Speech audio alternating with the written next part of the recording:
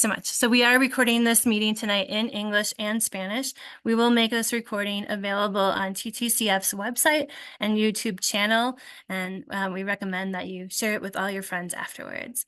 So thank you again for coming. I am Christina Kind. I am the program director for the Tahoe Truckee Community Foundation. On behalf of all of our staff, our CEO, Stacey Caldwell, our board, and I want to thank you for joining us for tonight's Salon on preparing for the 2024 wildfire season. The Tahoe Truckee Community Foundation has been serving our community since 1998. We bring together trusted partners to align strategies and inspire philanthropy to nurture a resilient community and environment. We pride ourselves in connecting donors to causes they love, supporting nonprofits through grants and training, and connecting community leaders to collaborate on strategy. With consistent strategy and leadership, we ensure that our grant making and the resources we attract to our region are aligned and effective. We are supported. And sorry, I realized I was going really fast, so I'm just going to pause to allow Sandra to catch up.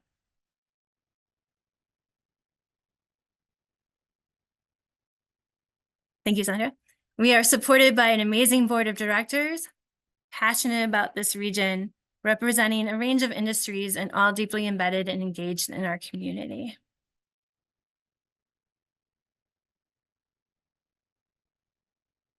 We also have a talented staff who work tirelessly to support our efforts.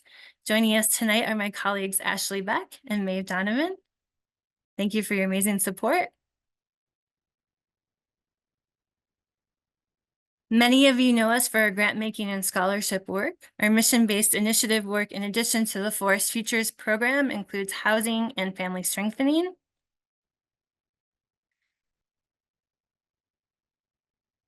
Forest Futures, TTCF's most recent program, began with a series of salons like today, gathering local, state, and national experts who helped inform our learning journey.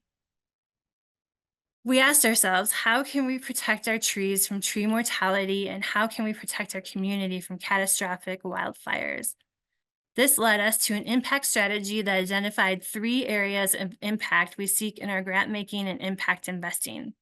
These are protect, rebuild our forest infrastructure for workforce, and woody biomass utilization and market-based solutions.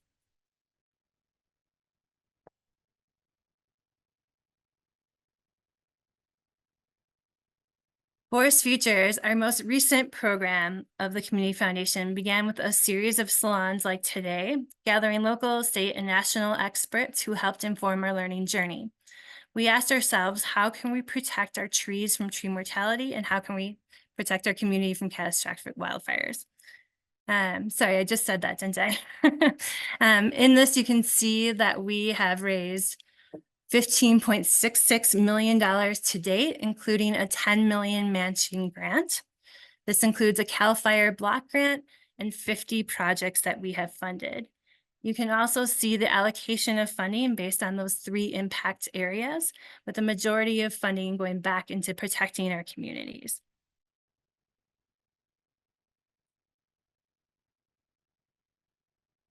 This evening, we are partnering with the Tahoe Truckee COAD to host this salon in conjunction with the Forest Futures and the Community Collaborative of Tahoe Truckee's programs, both of which are programs of the Community Foundation. The COAD, which stands for Community Organizations Active in Disaster, has developed strong relationships within our community to ensure that we are prepared to respond and recover from disasters. These partnerships include working closely with the town of Truckee, Placer County, and Nevada County. Tonight, representatives from these agencies will join us to ensure that as a community, we know what to expect during an evacuation, how to prepare ahead of time, sign up for alerts, and get the information and resources we need before, during, and after a disaster. Before I introduce our speakers, I just want to remind everyone to please keep yourself muted. This presentation, again, is being recorded for viewing or reviewing later. And following the presentation, we will have a Q&A with our presenters. So please, throughout the presentation, feel free to type questions into the chat or hold them until the question and answer time at the end.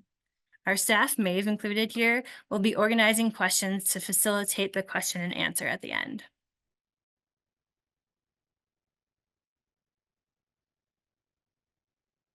The speakers joining us this evening are the following: Lieutenant Ty Connors, who is Lieutenant in Law Branch for Placer County Emergency Management; Ryan Woessner, who is Assistant Chief for Placer County Office of Emergency Services Fire Branch; Paul Cummings, who is Program Manager for Nevada County Office of Emergency Services; James Blattler, who is Emergency Services Coordinator for the Town of Truckee; and Ann Rarick, who is the Tahoe Truckee COAD Manager for Connecting Point. So without further ado, I'd like to turn it over to our presenters. And first, I'd like to welcome Lieutenant Connors of Placer County to present. He has been with Placer County Sheriff's Office for over 27 years. In addition to being our Region 4 Placer Mutual Aid Representative, he is the Lieutenant Commander for Search and Rescue, Law Enforcement Liaison Officer to local fire cooperators, and dive team, to just name a few. Joining him will be Assistant Chief Ryan Woessner, who has served 25 years with CAL FIRE. He started his career in 1998 at CAL FIRE Nevada, Yuba, Placer, Truckee Station 50, and has worked in various positions and programs throughout Northern California. In January 2023, he started his new position as a fire rescue branch in the Placer County Office of Emergency Management. So Ty, I'll let you take it over. Thanks, Christina. Appreciate it. Appreciate everyone coming. It's great that we have these. We did a town hall last night for Supervisor Gustafson in Kings Beach. And then we also did a District 5, update webinar. So it's really great kind of reaching out because not everyone can attend all the different town halls or webinars. Thanks, Christina, for putting this on. I think it's awesome. So you can go to that first slide, please. So just to let you know, as far as our responsibility area up in the Tahoe Truckee, emergency response, obviously we call it the east slope or east side of the summit because Placer County goes from Sacramento all the way up to Tahoe. So we actually have a Tahoe station up there. So we have the Placer County Sheriff's Office east slope Tahoe station. We have Truckee California Highway Patrol. And then if we have any type of emergency where we need more resources, then we send our west slope up over the summit. Mutual aid, immediate mutual aid, usually what we have is Truckee PD. We have a MOU with Washoe County since they're in a different state, but we have an agreement with them when it comes to responding for emergencies. And then we have El Dorado County Sheriff's Office and Nevada County Sheriff's Office.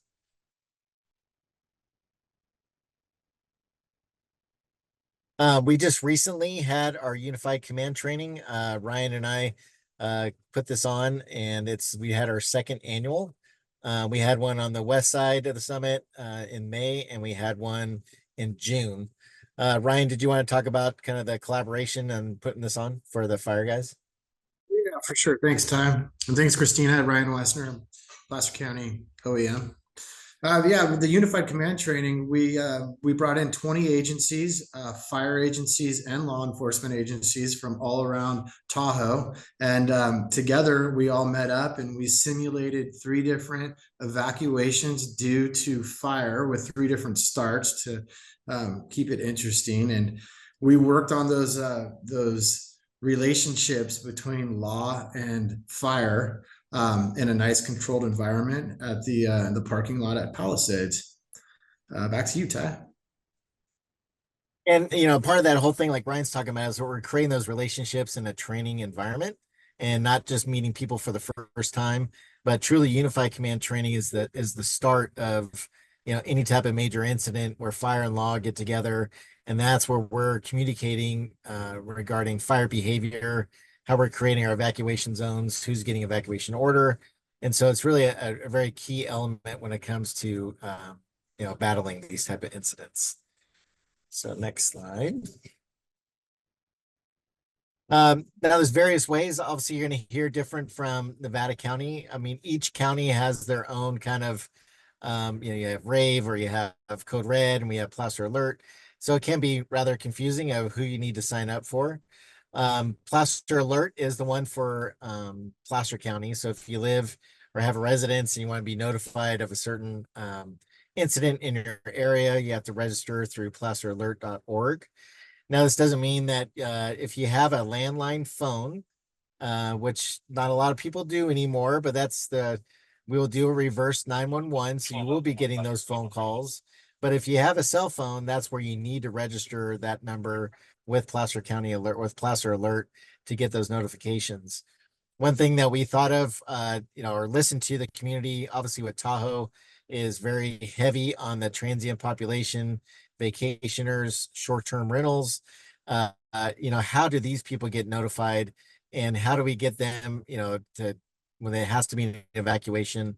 And so we came up with Tahoe Alerts. It's called TahoeAlerts.com. If you go there, and we've been doing a pretty big press release and social media campaign. And what it does is that's like a one-stop shop when it comes to who you need to. So I'm turning down my radio. When you go into Tahoe Alerts, all you have to do is enter your address. So if you're vacationing in Incline Village, it will actually refer you to go to Washoe County and give you the direct link to the to register for notifications. And so it was a collaborative Tahoe Basin group effort. So we worked with all the different counties and agencies throughout the basin. And that's how we created this TahoeAlerts.com. So it's really a very unique way of kind of giving those people an opportunity to sign up. Another thing that you're going to, when it comes to the alerts, obviously the next thing is you're going to be notified, as far as if you're getting in, there's 3 things you're going to get: evacuation warning, evacuation order, or a shelter in place. And that's the only thing you're going to get from, and that's pretty common verbiage with all the different agencies. Again, the evacuation warning is telling you that there's an incident coming and be prepared. And we always want you to kind of, during this fire seasons to, kind of be ready for any type of incident and kind of having your go bag. Evacuation order, meaning that you have to get out of the area, that there's obviously imminent danger coming to you. And the jurisdictional authority when it comes to evacuations rests on the actual law enforcement agency of that jurisdiction. So in the county, it would be Placer County. If it was in the city of Truckee, it'd be Truckee PD. But we'd be coming in, not only notifying you through Placer Alerts, but we're also go door to door. And on there, you see that says high-low siren. This is kind of what it sounds like. Let's see if I can. So what that is the only time you'll ever hear that siren, and if it's coming into your community, that means that you need to evacuate. And that's just, you'll never hear that siren other than an evacuation order. Again, social media is always a big push when it comes to any type of, staying connected with the incident.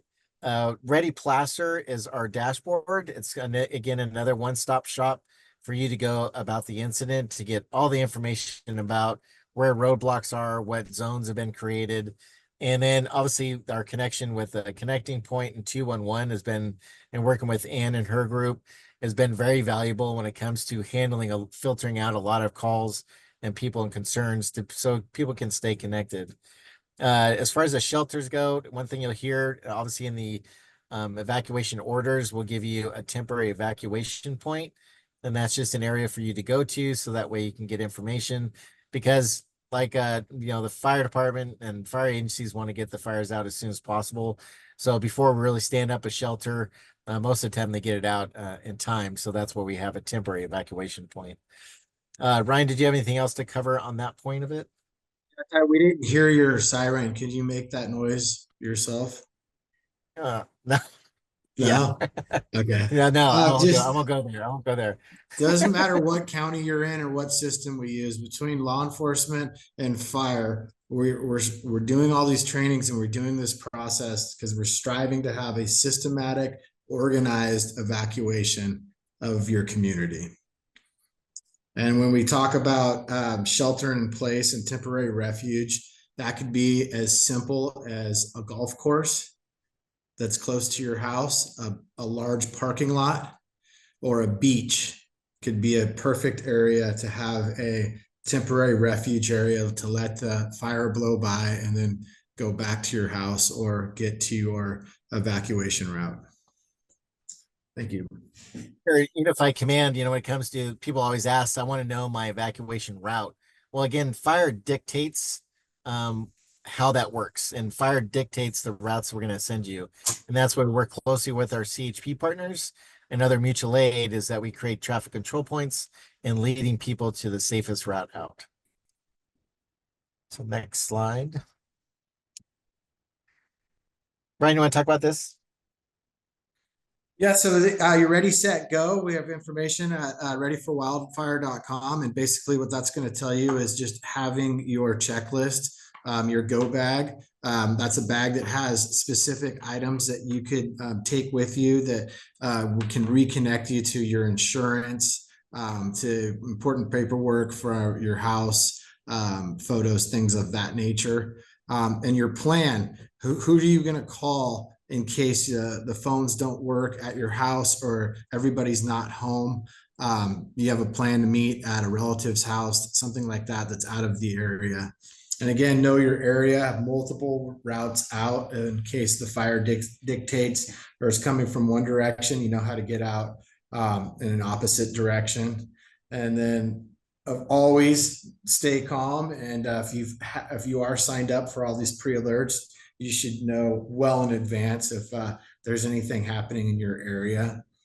And your orders, you know, when your phone goes off and it says that you're under order for evacuation, that doesn't mean in like 10 minutes or 30 minutes. It means right now. So hopefully you have your go bag and everything together, and you can just hop in your vehicle and head out. And again, don't ignore the orders. If you get one, it's time to go.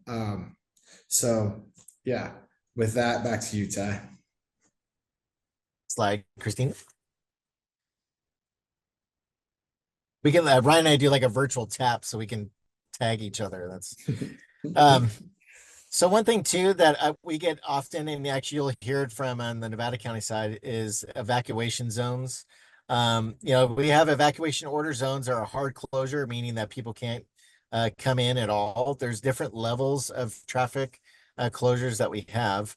But the main thing though, when we do go into an order, we immediately go in. Obviously, people are leaving their homes, they're leaving their valuables, maybe they didn't even lock their doors. And, you know, one thing that we ensure that we do extra patrols is called looting patrol. And that happens immediately once the evacuation order has been created and people are leaving. We actually have the looting patrols going around. And that's done by either local agencies or mutual aid. We did that a lot in mosquito fire, and we do that for the duration of the time. But again, one question, and the image on there, that's the mosquito fire that we had, all the different zones.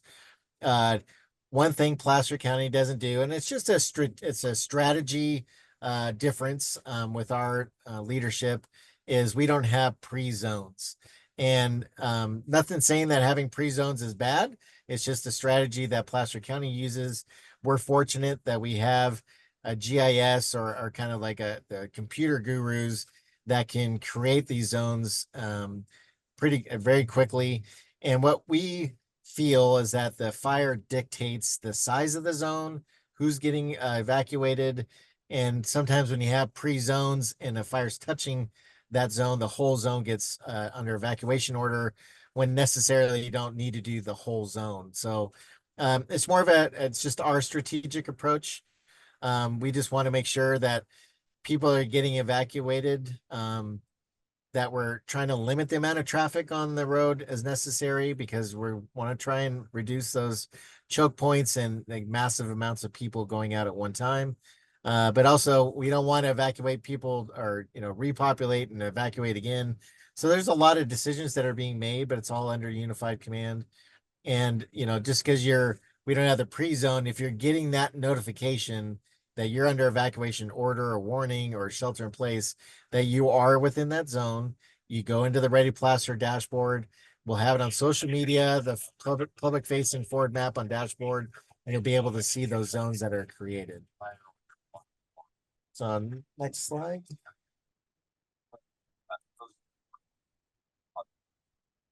So when it comes to repopulation, that's another big thing that happens is we want to get people back home as soon as possible.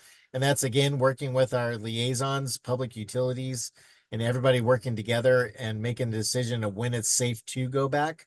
especially if your house is affected or got burned, it has to get an inspection by the, the building department. They have to make sure that it's safe. There's all the different utilities. One of the But we biggest have to things, have a buy-in. Ty, Was that? real quick, just one of the biggest things that people don't think about repop. You don't want to go back to your house if there's no power and there's no water. And if there is power lines down, those are dangerous. So if you feel like you're taking too long to get back to your house, it's usually because we got to get the power lines back up in the air and off the ground and away from the house. And then we got to get the water turned back on. So that's usually what typically takes the longest to get people back into their communities. Go ahead, Ty. Ultimately, it's, to get you back as soon as possible. And when people don't see smoke in the air, they think it's time that they can go back. And that's like what Ryan's talking about, is there's so many other decisions that have to be made before you put you back in, because ultimately, we told you to leave. We want to make sure that you're safe going back. So with that, I think that's my last slide. Thank you. Thank you. Thank you both. That was very informative, and I appreciate the that you also shared where we can go to get information on the dashboard and through social media, and that no matter where we live, that you guys are coordinated and that you have a systematic approach for us to get out. So thank you for sharing all that information. Next, our speaker is Paul Cummings from Nevada County. Paul Cummings is a retired Air Force officer and the Nevada County Office of Emergency Services Program Manager. He has served in this role for 5 years and has supported the Nevada County Emergency Operations Center as EOC Director on multiple fires and winter storm events. Joining him is also EOC Coordinator, Lieutenant Mike Vingom. Thanks, And I'll let Christina. you guys take it away. Yeah, thank you. Yep, thanks, Christina, and good evening, everybody. Like she said, I'm Paul, and then I'm joined by Mike. I will give you about a 5-minute overview of the Code Red program, and then Mike will talk about the Genesis Protect program that we use here in Vector. So Code Red, like you heard about from Ty and Ryan, is the Nevada County version of the Blattler and Tahoe alerts. The two systems that we're using there. So in Nevada County, if you're a Nevada County resident, if you live in the town of Truckee and you're inside the Nevada County borders, we'll use Code Red to message you. You have to sign up for Code Red, so this is not something that you're automatically enrolled in. So the 2 ways to sign up for Code Red are to go to readynevadacounty.org/emergency alerts, and then you can also call 211. So why would you want to sign up for Code Red? Why is it important? Like you heard already from Blattler, if there's a big emergency, like a shelter in place for a law enforcement activity, or a big fire where you need to evacuate, we in the Office of Emergency Services or the Sheriff's Office will message you to tell you about that. And so what we'll do is we'll send you a text message, a phone call, and an email. And so it's important when you sign up, you give us a good phone number to message you on and a good email address.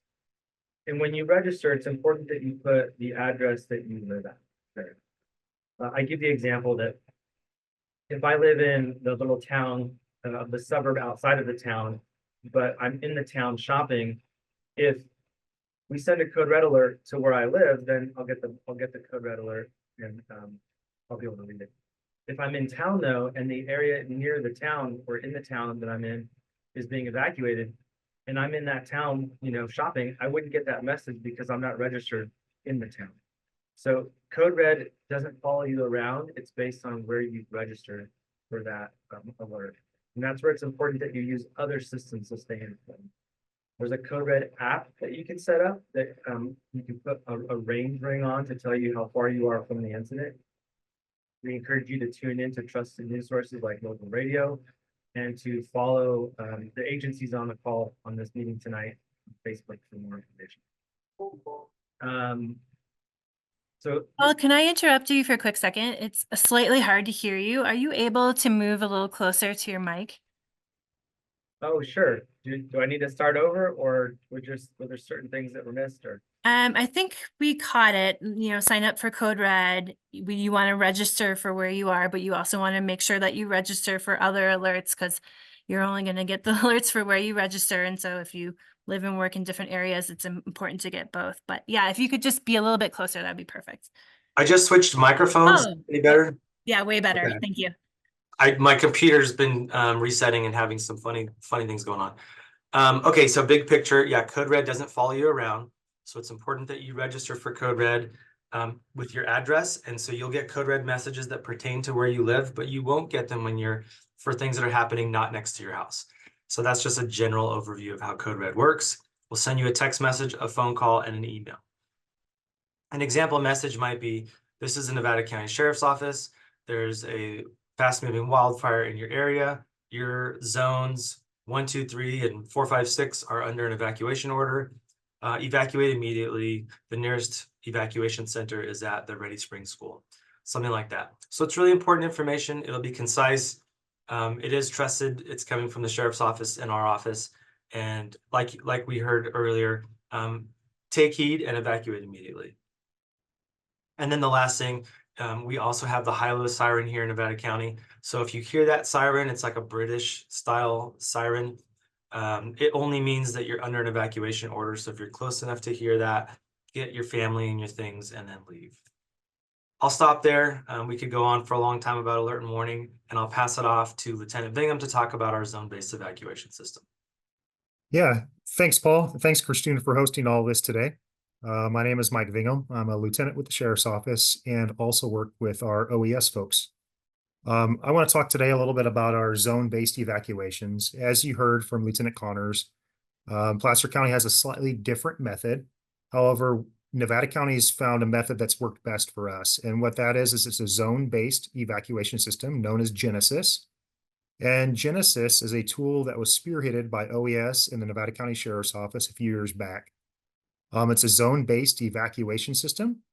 And what this means is that the county has strategically divided up like a puzzle, the county like a puzzle into the evacuation zones.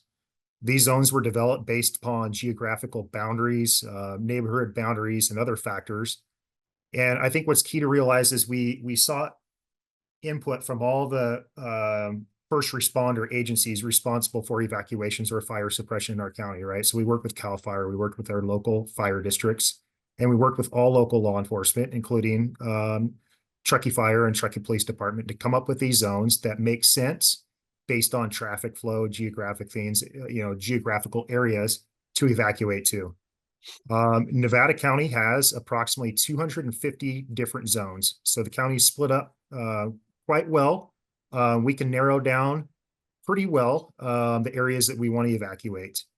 And what's key to remember is during an emergency, when we send out those code red alerts that Paul just spoke about, or we do our social media alerts, we'll use these zones to designate the areas that are to be evacuated or in an evacuation warning. So it's really key that residents know the zones that they live in and the zones that they work in if they live and work in Nevada County. There's a couple different ways where you can learn what zone you are in. The first off is the readynevadacounty.org website. Once you go there to that website, if you scroll on down to the bottom, you'll see a couple of different emergency alert options. One of those options is to sign up for Code Red, like Paul was just talking about. Another one will take you to Genesis. And once you go to Genesis, you can type in your address and it will tell you which zone you are in. Another option is you can download an app from the App Store, Google or Apple, the Protect Genesis web app. And that app, you'll get the same information, but you can also sign up for alerts. So when your zone status changes, you'll get an alert on your phone as well. So it's kind of a backup or a redundancy to a certain extent to Code Red. We always want to highly encourage people to sign up for Code Red, and as well as make people aware that it is important to know your zone so you can understand the alerts when they come out. There's a couple of benefits to pre-established zones we've already talked about, but I think one of them is clear public messaging on where the event is happening and what they're supposed to do. For us, it reduces delays in creating evacuation boundaries on the fly. And so quickly, on our end of things, we can meet at the back of a pickup truck, so to speak, with a battalion chief on a fire. And all of our fire folks in our county understand and recognize the zones. And it's a very clear and concise way for fire to tell us what areas are going to be impacted and what they recommend, whether an area goes into a warning or an evacuation. And then law enforcement will go ahead and issue those alerts through Code Red and Genesis. We already know about the critical infrastructure and traffic control points identified in advance. And public safety agencies know what's in those zones. So if there's critical infrastructure, if there are, certain point, senior citizen homes or whatnot, we can recognize that and we can plan for it. I want to also mention Genesis may or may not be used. I think it's important to understand that if it's a very small incident, we may not activate Genesis, just like what Lieutenant Connor said from Placer County.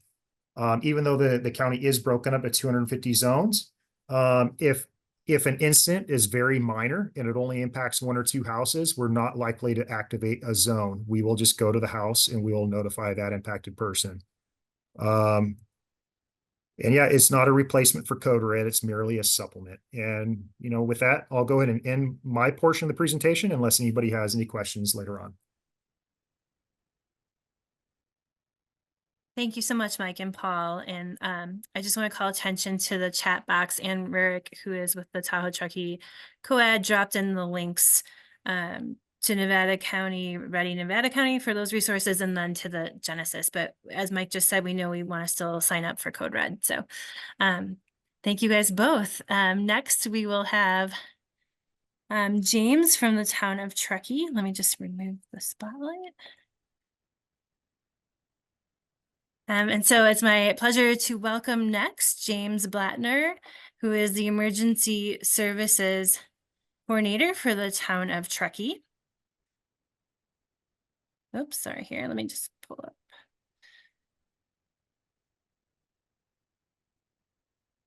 Sorry, James, I lost your bio, but I'm getting it back.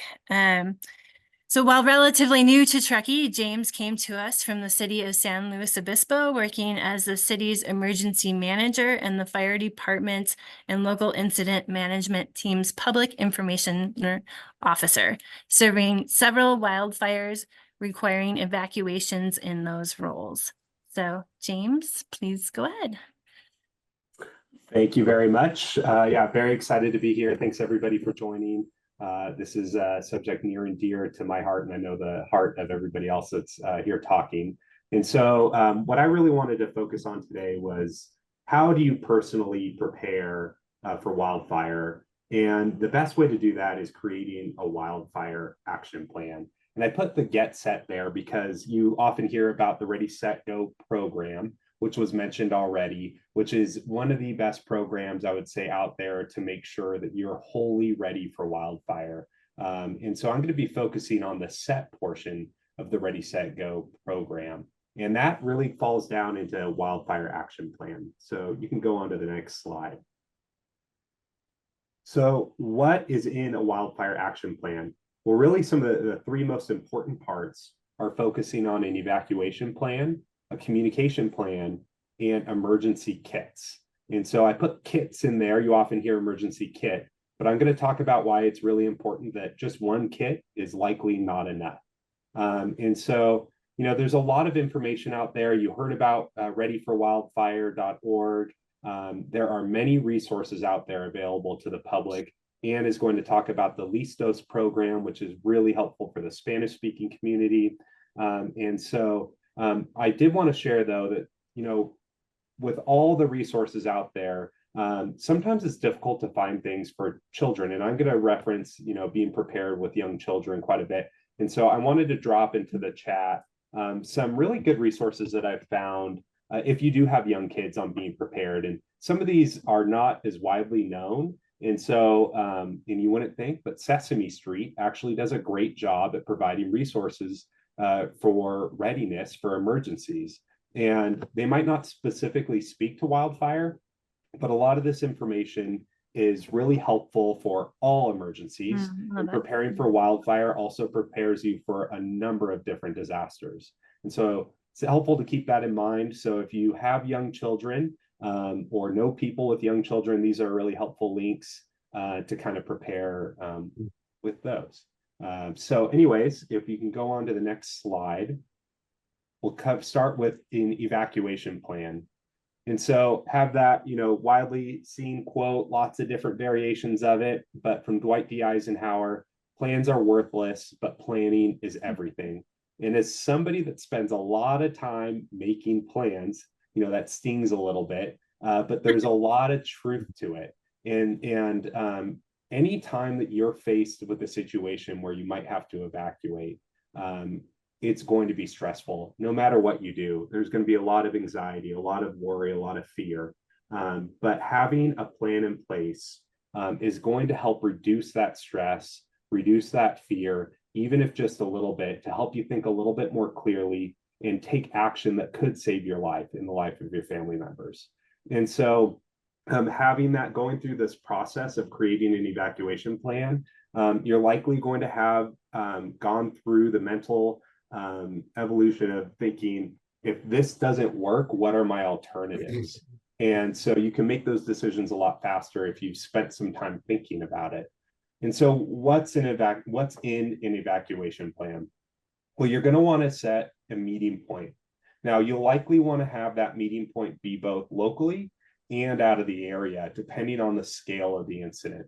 There might be a wildfire that's just impacting a small area, or it could be really large, like the Dixie Fire, the Calder Fire, the Mosquito Fire, where it's really a huge fire that could result in the evacuation of an entire town, city, or area. So having an out of the area meeting point is really helpful. And what I recommend doing is hopefully you have some family or friends that maybe live not too far away. Maybe, if you're a Truckee resident over in Reno, or down the hill on the other side in the some portions of Placer or Nevada County, and having a conversation with that family or friend or family member or friend and say, hey, if I get evacuated in the middle of the night, I'm coming to you as long as the roads are open. And so that way, when they get that knock on the door or the phone call that they don't hear in the middle of the night, they're not that surprised and taken off guard when you're showing up at their house.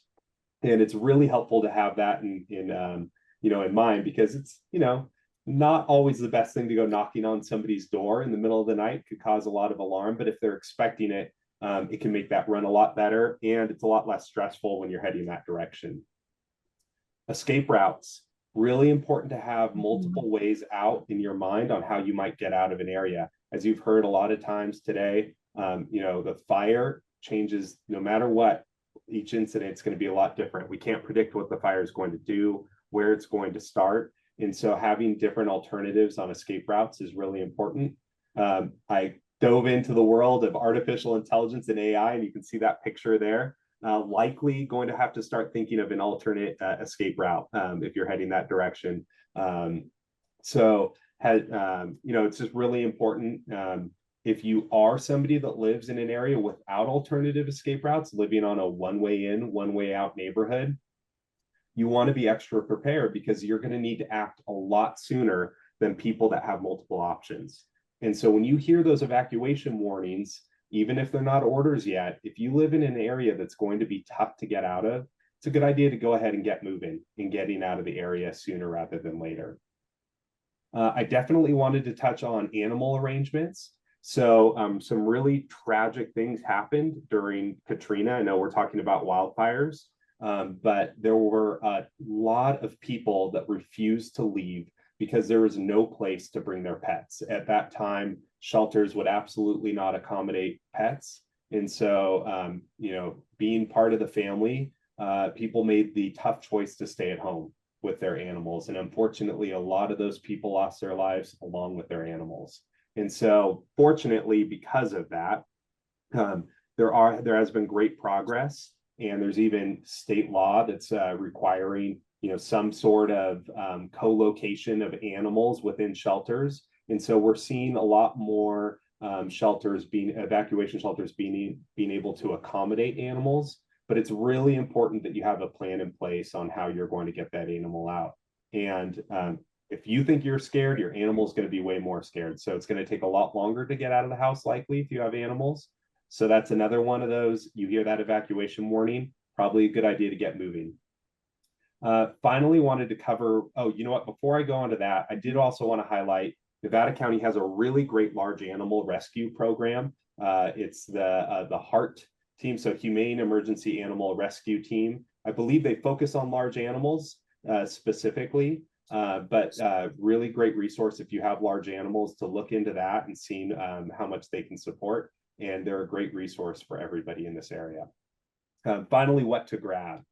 So what I like to say is the 6 Ps. You might hear it a lot everywhere, but it's the 6 Ps of evacuation: people and pets, papers, which covers phone numbers, important documents, prescriptions, which also includes vitamins, eyeglasses, pictures, irreplaceable memorabilia, your personal computer, which includes hard drives, and then finally plastic, which is like credit cards, ATM cards, and also cash.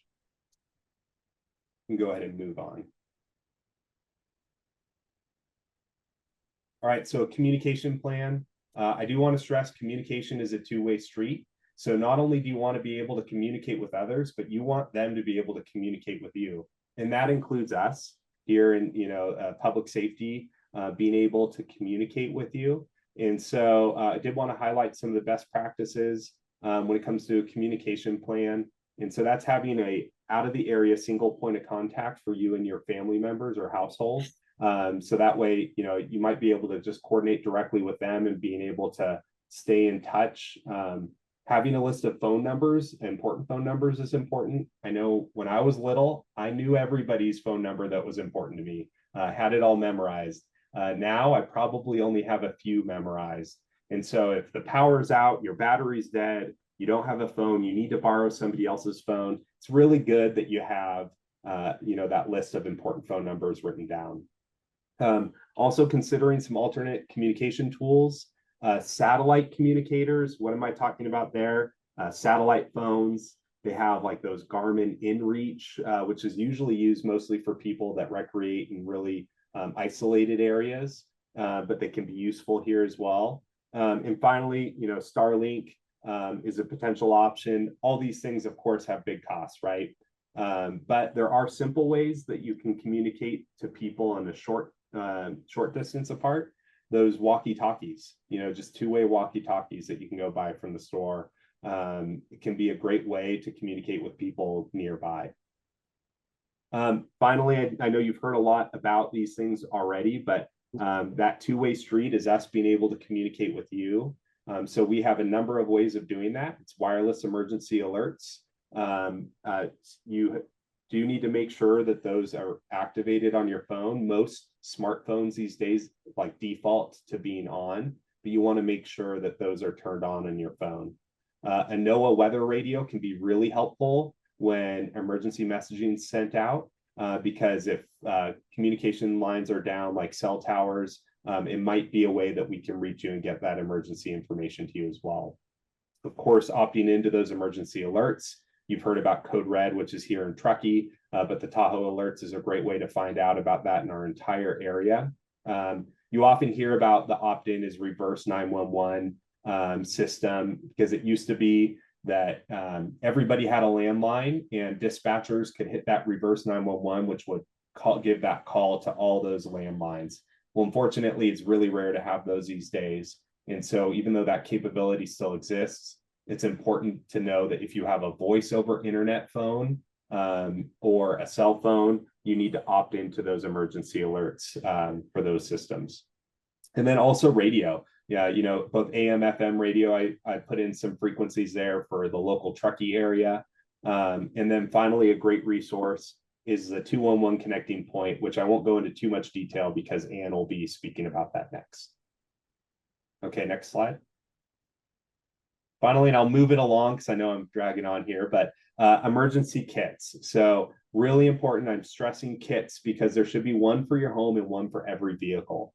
Some of the big things that I'll cover, food and water, just plan for at least 3 days. Not only could a disaster cause, power to go out, loss of utilities, maybe water for 3 days, electricity, but because we live in a world where there's a lot of litigation and danger associated with electrical power that have caused fires, we're seeing more and more of those public safety power shutoffs, where if you're close to the Nevada border, you might hear the power safety outage management, I believe, PSOMs, which is the same thing, where basically they'll turn power off because of the weather being critical and it could cause a fire. So that could be multiple days without power. So it's really important that you're prepared for that, especially if you're medically dependent on power. So for water to have enough for 3 days, basically you want to think a gallon per person per day. So for 3 days, that's 3 gallons of water per person. Making sure you have the change of clothes, your toiletry, hygiene products, flashlight. Don't forget about your pets when you're making that kit. Having those 6P items I talked about ready to go is important. I talked about power a lot. Chargers for your electronic devices, really helpful. There's batteries, a NOAA weather radio, lots of other things out there. I do want to keep on talking about kids. And so if you have young babies, having that infant formula, baby food, diapers, wipes.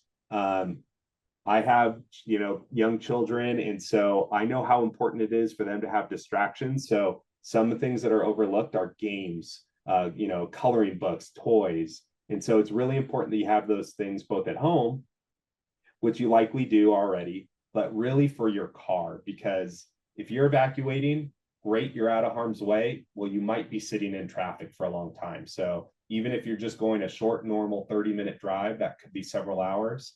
And if you have young children, it's really helpful if you have those things in there with you. The last, not fun topic, but something that's good to have is sometimes the water doesn't work. So garbage bags in a 5-gallon bucket for a potential toilet use. So there's like some handy ways cheap ways that you can create a, makeshift toilet. You can get those little fun noodles that are floaties that cut them and put them around the border. Not a fun subject to talk about, but what's even less fun is encountering a situation where you don't have a place to use the facility. So an important thing to have in your emergency kit. Ready.gov, I have it right there. I mentioned before, there's a lot of resources out there, but they have great information there on how to prepare. And that should pretty much do it. But one thing that I missed talking about, again, with kids, is through all this, a lot of children being in school most of the year, really important that you understand what your children's schools plans are for both evacuation and communication. So understand, talk to your children's school and learn what their plan is. So that way, what they are going to do, which is going to increase your likelihood of being able to reconnect with your children during a huge wildfire or evacuation. So I know that was a lot of information, but I will end my time there and open it up to questions after Anne has her time to speak. Thank you, James. Thanks for distilling that in a really user-friendly way. And you gave us great tips for the to-go bag and best practices in planning, including multiple kits and what to do with children. And I really appreciate the tip about knowing your children's, wherever they may be, daycare or school, those evacuations plans. It's important. And the nuance around animals. So next we have Anne Rarick from the Tahoe Truckee COAD. And so Anne Rarick is the Tahoe Truckee COAD Community Organization's Active and Disaster Manager for Connecting Point. She brings 10 years of nonprofit experience to this role with an emphasis on program development, social services, and anti-poverty work. She holds a master's in public health from the University of Nevada, Reno, and a bachelor's in arts from Western Washington University. So thanks, Anne, for joining us, and please take it away. Yeah, absolutely. Thanks, Christina. And thanks to our other speakers. I think some really good information there. And some of this, with our multi-jurisdictional region can be really confusing and can be hard to navigate. So thanks all for sharing. And we all work very closely together to make sure that any incident that hits Tahoe Truckee, we are talking. So The COAD is a network of social services providers, nonprofits, faith-based community, and businesses that come together. We kind of call ourselves the non-governmental response to disasters. So we're also another service here for you. And if you can go to the next slide. So wanted to share a few more resources. I know we have a lot of different things in the chat. But Listos, California is a campaign that came out of the Camp Fire, which happened in Paradise. It's run through the Office of Emergency Services at the state level. And they have a lot of great resources, not only for wildfires, but all sorts of incidents that may happen. And they have preparedness resources in many, many different languages. And I put that in the chat. So you're able to kind of search and look based on, if they have extreme heat, how to look at or be prepared for cold and fast water. So, as you can see, there's over 20 languages. So just want to give that as a resource for folks to be able to look through. And then we will talk about 211. So 211 is your local information and referral service. It is run through Connecting Point, which is an agency that is based in Grass Valley, but we also serve the Tahoe Truckee region. This is a 24/7 call center. So there are live agents on all days out of the year in blue skies for information on if you're looking for food resources or housing or, disability services, where to volunteer. So tons of amazing resources. We are bilingual, English and Spanish. You can call or text. And then if we can go to the next slide, I can share kind of how we operate in an incident. So if there is a local disaster, we work very closely with 211 and the speakers you heard today with their Office of Emergency Services to get the most up-to-date, accurate information on the incident, so we can then turn into the non-emergency disaster line for that incident. So we can have information on if we're in a response phase, where the evacuation shelters are, how to get there, different referral resources. And then again, we can also help sign up for emergency alerts and any kind of preparedness info. We also have a great website that just went live. I'll put that in the chat. And this kind of distills all of the different wildfire resources for Placer and Nevada County. So everything we just talked about is listed on this 211 Connecting Point Wildfire Resources page. So my colleague Susan is on, so thank you so much, Susan, for putting this together. So that's a really great place to go if you're looking for any kind of information related to wildfire. And then, if there is an incident, we can help link folks to recovery resources and any kind of services that may come after an incident. You can go to the next slide.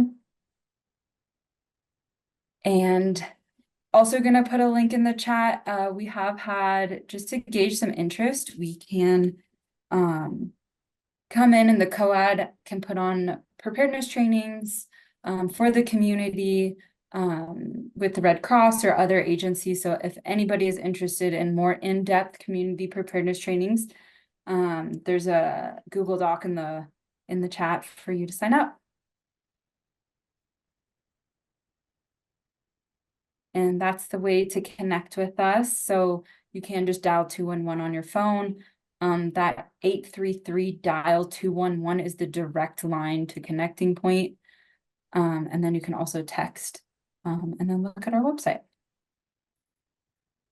And I think that's it. I think we have just enough time for questions. Great. Thanks, Anne. And I'm wondering, Anne, if you can explain a little bit about, in addition to those great prepare, respond, and recover bullets that you just talked about the importance of calling 211 and how it interacts with the counties and also collects unmet needs. Yeah, absolutely. So we work, again, directly with the counties to collect needs. So if folks call and are saying, you know, if we learn about a specific neighborhood that needs a little bit of extra help with transportation, and we're getting a lot of calls into 211, I can connect with, you know, James or Mike or Paul, whoever is kind of in that jurisdiction, and say, hey, we need a little bit more support here. So it's super important for folks if they're needing resources, needing help, to call 211. Also very active in winter storms. So it doesn't just pertain to wildfires. We can collect unmet needs from any disaster. Thank you, Anne. I just want to really stress the importance of the role that you play in 211, and that, you know, as we're signing up for alerts, it's equally as important to be calling 211 if we have questions or need those resources and referrals. So, so I just want to thank all of our speakers for joining us tonight: Anne, James, Paul, Ty, Ryan, Michael. We really appreciate your time and all the information you've given. I don't see any questions in the chat, so Anne, I must remove the spotlight from you and I'm going to stop sharing. But if anyone has a question, please feel free to put it in the chat box, or you can just use Zoom's feature and raise your hand, and we can go in the order that we see of hands. And if you're not able to find the Zoom feature, just feel free to raise your hand and we'll look for you. So does anyone have any questions for any of our speakers or about anything that you just heard? And while you're thinking of it, I'll just call attention. Susan, thank you. You are also a 211, and she keeps all the information up to date on the website. And so she's going to add the Sesame Street resource to the wildfire page. So another great place to go for resources. We heard the dashboard from Nevada County is a great place. Placer County also has great resources. And so and thank you, Patty. Your question is it helpful to leave a note on your door when you have evacuated? And I'll kind of let you guys pick who wants to answer that. I could jump in and start that. We have evacuation tags in Nevada County, and I'm sure Placer does too, that the sheriff's office gives out. And so if you evacuate, you would put the tag on your reflective sign or your mailbox or your door or the end of your driveway, something that indicates that you have left that address. And so when the sheriff's deputy goes by, they can mark you off as safely evacuated, and that will expedite the evacuation process. So most of the fire stations in Nevada County have those tags. You can pop in and ask for those. We also have them here at the Breed Center. Thank you. Yeah, same goes to, like, say, Placer. If you know, a tag or note or whatever saying, hey, we're evacuated, that's great.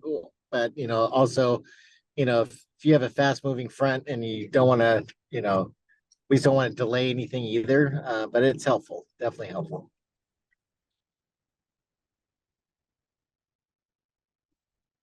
Great, thank you. It looks like Carrie joined us late and missed most of the Placer County information, and so I appreciate Anne dropping the link in for Carrie.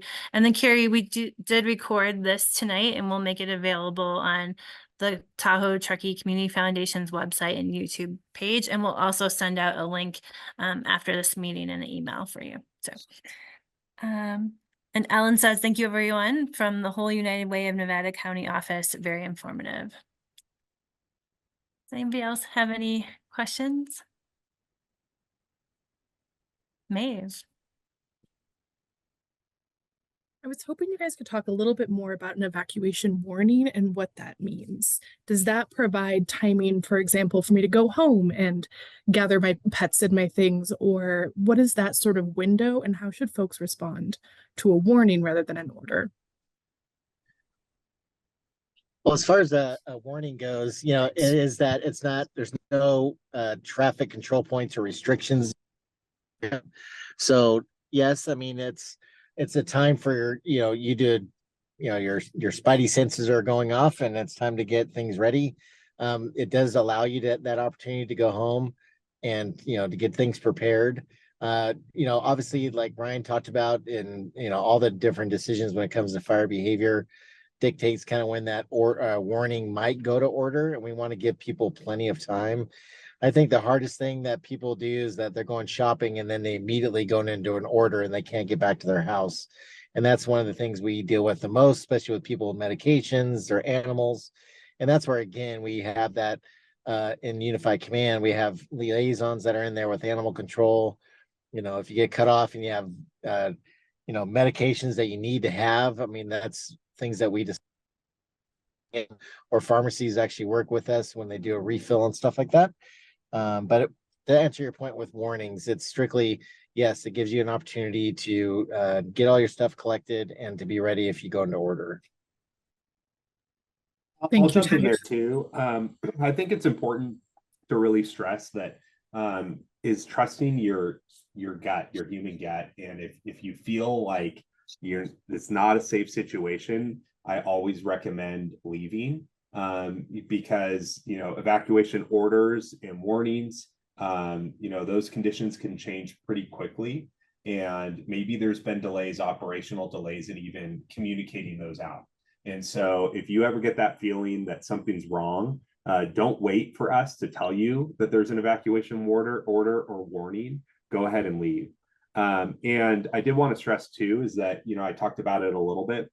If you hear an evacuation warning, for some people, they might want to take that as an order because of how long it might take them to evacuate. Maybe somebody with access or functional needs doesn't have a vehicle, or maybe isn't able to drive themselves or walk themselves out. Start getting that process moving, because there's no telling on how quickly that condition could change.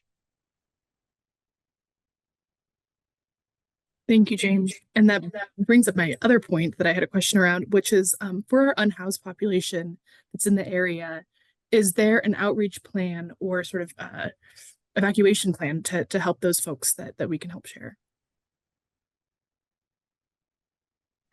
So a lot of that is really local knowledge, right? On where some of the encampments might be, the population densities of the unhoused populations, and putting those law enforcement officers to work notifying. So that's really, I think, the most critical way. Fortunately, also, a lot of unhoused populations do have cell phones. And so when we send out those wireless emergency alerts, have an ability to reach them in that way as well. And so it's education ahead of time. So getting out there, reaching out and saying, hey, be aware of your surroundings. This is true also during flood seasons as well. And just making sure that those populations know how to sense some of the conditions that they might want to get moving quickly. And the sad part is a lot of times those populations are most at risk because they're, you know, within heavy vegetation. And so a lot of times that might be where a fire starts. So having a plan in place to get out quickly is really important. But I think it comes down to outreach and local knowledge. And the And COAD, Yeah, oh, sorry, Anne. on the yeah, Maybe I Placer can County confirm side. one piece on that real quick. Is there any sort of, whether it's for our unhoused population or just other folks that don't have access to a vehicle, is there any sort of public transport that'll be available out of the area for folks that don't have their own means of transportation? Yeah, so I can jump in on that as well. And I'm sure some of my partners here have their 2 cents to share. But, you know, here in the town of Truckee, we worked hard to kind of develop a resource list for transportation, mass transportation with those with access and functional needs. And so we have a basically what we call as a PACE plan. So primary, alternative, contingent, and emergency. And there's stages for each of those. And so we have a list on who we can turn to. A lot of that's cooperation. So what we're going to do is start using our own resources first. That doesn't work. We're picking up the phone and calling Nevada County and helping and seeing if they can help out with their resources. We have great partnerships with like the local school district that we can reach out to for moving. But we do have that top of mind that there are likely large population groups that can't get in cars and drive themselves out. And so it's very much part of our plan and response on meeting the needs of an evacuation. and on that outreach piece with the unhoused population, we have been working, the COAD has been working with North Tahoe Truckee Homeless Services. So they're aware of their zone and how they can reach out to, you know, their community members that they're working with. We've been doing some days over at the respite center talking to folks about how to sign up for alerts, what to kind of look out for. like Ty and Ryan mentioned, what are safe places of refuge, so if they do need to wait for transportation, where safe places that they can go. So yeah, doing a lot of that outreach ahead of time is super important. And I don't know, Ty, if you were gonna say something.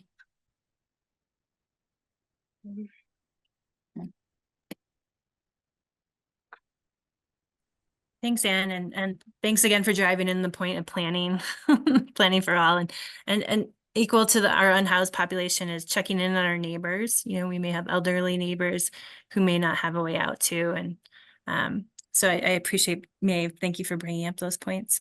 We do have sorry. Sorry, real quick on that. I just trying to get the mute button. On the Placer County side with the we have our homeless liaison deputies. Actually, we have 4 of them that work out of the Auburn office, and so they work directly with our unhoused population, and so they have a pretty good idea as far as where several of the encampments are and kind of general areas. So that's definitely a good, and like they talked about was basically local knowledge, but we also have the that direct connection with our homeless liaison deputies.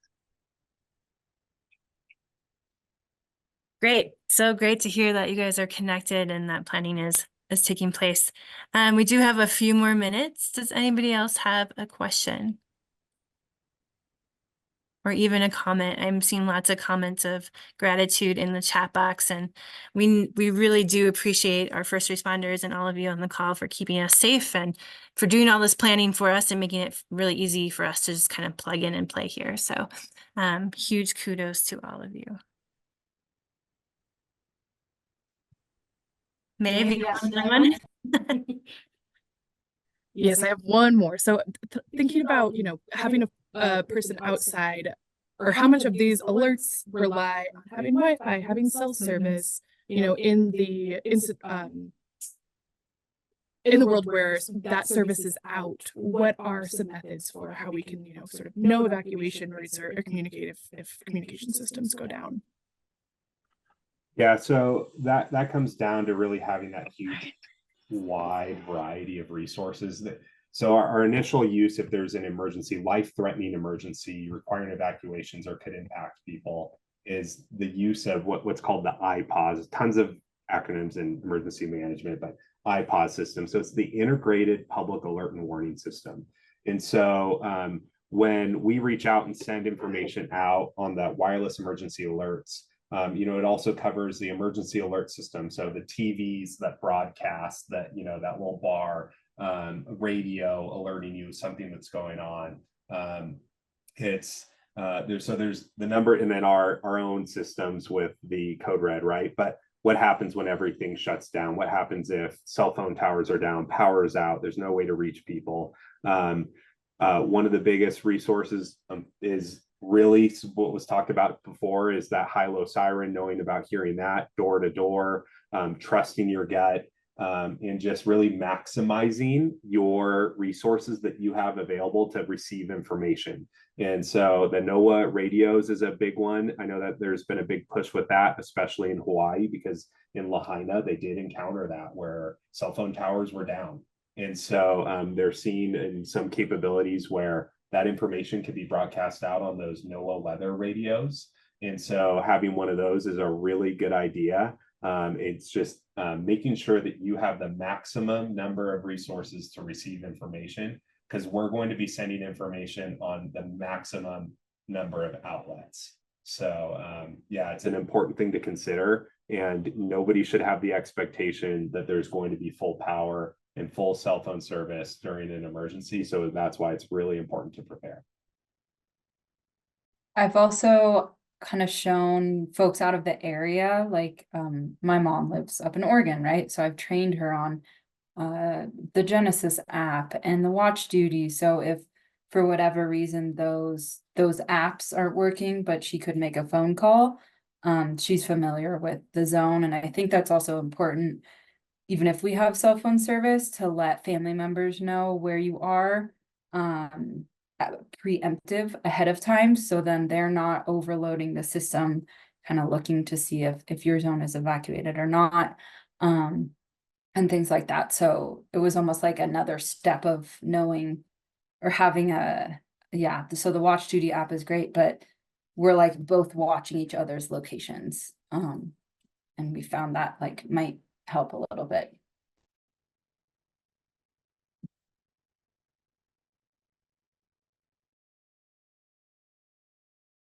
Okay, well, that brings us just about to time. And so thank you all for joining us.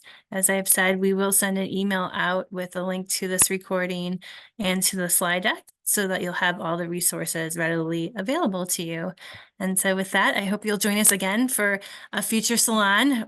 We don't have any scheduled at the moment, but we will be scheduling them again soon. In addition to our Forest Future program, we have our housing initiative and our family strengthening initiative. So stay tuned for more information on upcoming trainings and upcoming housing salons in the fall. So thank you again for joining us. We hope you have a safe night, and thank you to all our speakers.